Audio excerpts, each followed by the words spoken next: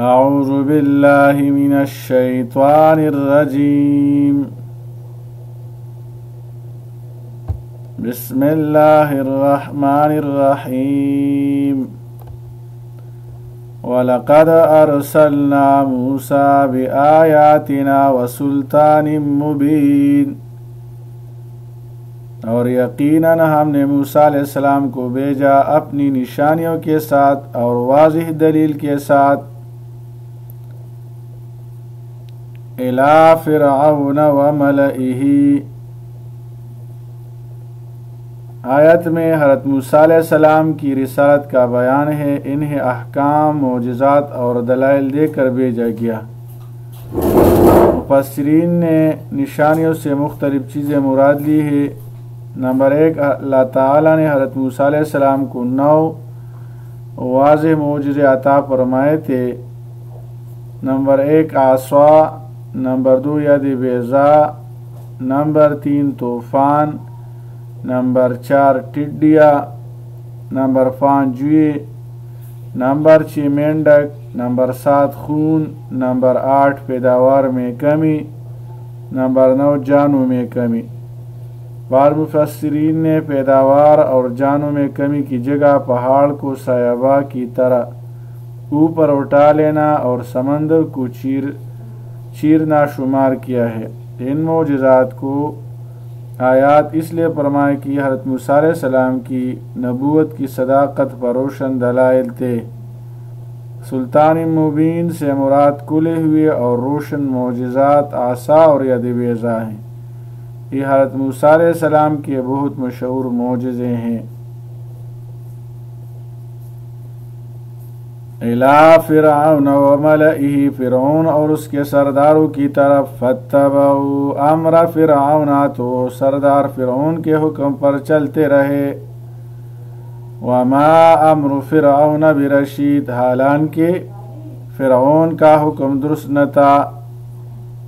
حضرت موسیٰ علیہ السلام کو فرعون اور اس کے سرداروں کی طرف رسول بنا کر بھیجا گیا۔ آل فرعون نے حضرت موسیٰ علیہ السلام کے بجائے فرعون کے گمراہ کن احکامات کی پیروی کی، حالانکہ فرعون کا طریقہ سراسر جہالت اور کفر و سرکشی پر مبنی تھا۔ فرعون کے ساتھ اس کے سرداروں کا ذکر کرنے کا مقصد یہ ہے کہ قوم اپنے تمام امور میں انہی سرداروں کی پیروی کرتی تھی۔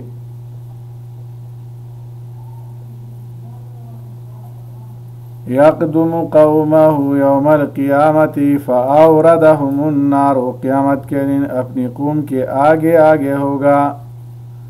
فاوردہم النار، پھر انہیں آگ میں پہنچا دے گا۔ وبئس الورد المورود، اور کتنی بری ہے پہنچنے کی جگہ جہاں وہ پہنچائے گئے۔ فرعون اور اس کی پیروی کرنے والوں کو قیامت کے دن کا انجام بیان کیا گیا ہے۔ فرعون جس طرح دنیا میں اپنی قوم کا رہبر تھا، اسی طرح قیامت کے دن وہ اپنی قیادت میں اپنی قوم کو جہنم کے اندر لا گرائیں گا۔ اسی ٹھکانہ میں ان سب کو ہمیشہ ہمیشہ رہنا ہے۔ جس طرح دنیا میں آل فرعون آنکھیں بند کیے فرعون کے پیچھے چلتے رہے، جب قیامت کا دن ہوگا تو اس روز بھی ان کا حشر اپنے اس لیڈر کے ساتھ ہوگا جس کی ظالم حکومت اور غلط قیادت نے انہیں دنیا میں برباد کیا تھا۔ لہذا آج جو بھی ٹھکانہ اس کا ہوگا وہی آل فرعون کا ہوگا، اور ایسا بھی نہیں کہ اگر ان کے لیڈر اپنی گمراہی کی وجہ سے گرفتار عذاب ہوا تو پیروکاروں کو اس لیے معاف کر دیا جائے گا کہ انہوں نے خود تو برائی کا راستہ اختیار نہیں کیا تھا، بلکہ یہ تو غلط قیادت کی وجہ سے گمراہ ہو گئے تھے۔ اس لیے سارا مواخذہ ان کے لیڈر سے ہی ہونا چاہیے۔ ایسا نہیں ہوگا بلکہ گمراہ رہنما کو بھی سزا ملے گی اور ان کے پیروکاروں کو بھی عذاب ہوگا۔ وَأُتْبِعُوا فِي هَذِهِ لَعْنَةً، اور اس دنیا میں ان کے پیچھے لعنت لگا دی گئی، وَيَوْمَ الْقِيَامَةِ، اور قیامت کے دن بھی لگی رہے گی۔ بئس الرفد المرفود، کتنا ہی برا انعام ہے جو انہیں دیا گیا۔ لعنت سے مراد رحمت الہی سے دوری اور محرومی ہے۔ فرعون اور اس کے پیروکار دنیا میں رحمت الہی سے محروم رہے اور قیامت کے دن بھی اسی محرومی کے شکار رہیں گے، اور دنیا میں بھی لوگوں نے لعنت بھیجی اور آخرت میں بھی پڑے گی۔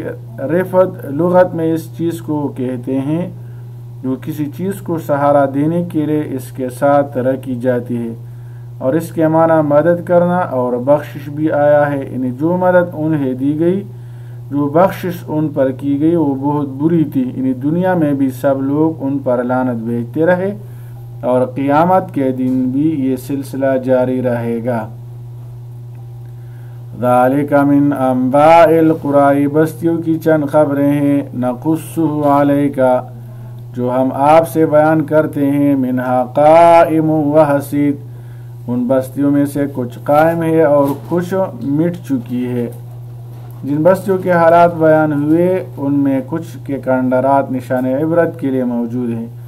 حسید کا لفظ اس قید کے لیے استعمال ہوتا ہے جس کی فصل کاٹ دی گئی ہو۔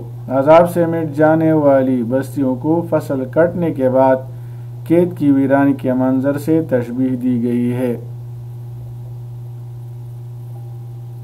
7 انبیاء کرام حضرت صالح، ابراہیم، لوط، اسحاق، یعقوب، شعیب، نوح علیہ السلام کے نام آئے ہیں سورہ ہود میں۔ بعض امتوں کی بربادی کا حال بیان فرمانے کے بعد یہاں فرمایا کہ ہم آپ وسلم کو ان کی بستیوں کی خبریں سناتے ہیں۔ ان ہلاک شدہ بستیوں میں سے بعض بستیاں دنیا میں موجود ہے، کچھ تو کنڈروں کی صورت میں ہیں اور کچھ ایسی ہیں کہ ان کے رہنے والوں کی ہلاکت کے بعد دوسرے لوگ ان میں رہنے لگے۔ وَمَا ظَلَمْنَاهُمْ وَلَكِنْ ظَلَمُوا أَنفُسَهُمْ، اور ہم نے ان پر ظلم نہیں کیا لیکن انہوں نے اپنی جانوں پر ظلم کیا۔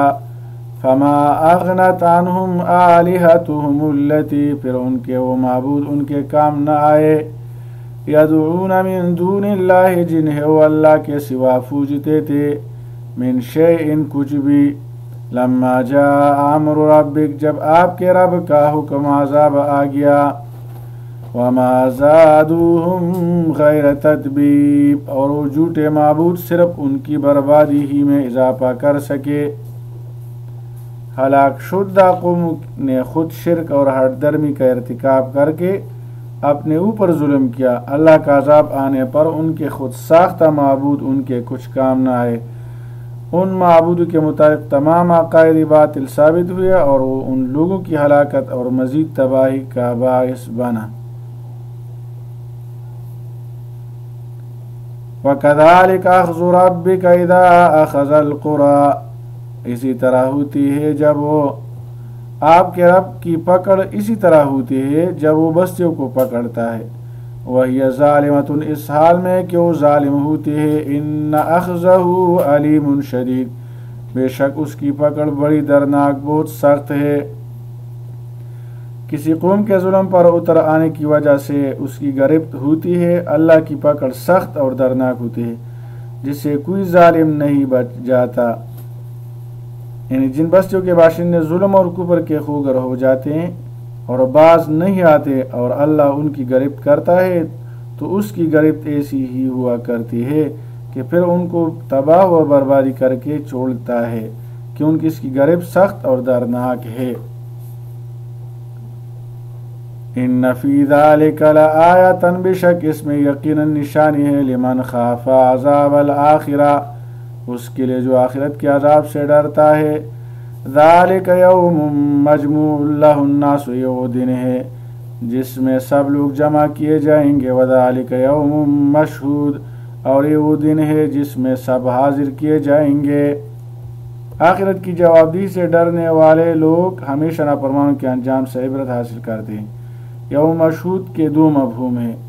نمبر 1، تمام لوگ اس دن صرف جمع ہی نہیں کیے جائیں گے بلکہ انہیں باس پرس کے لیے اللہ کے سامنے حاضر بھی کیا جائے گا۔ نمبر 2، لوگوں کے مقدمات پر شہادت قائم کی جائے گی اور سخت کارروائی تمام لوگوں کی موجودگی میں ہوگی۔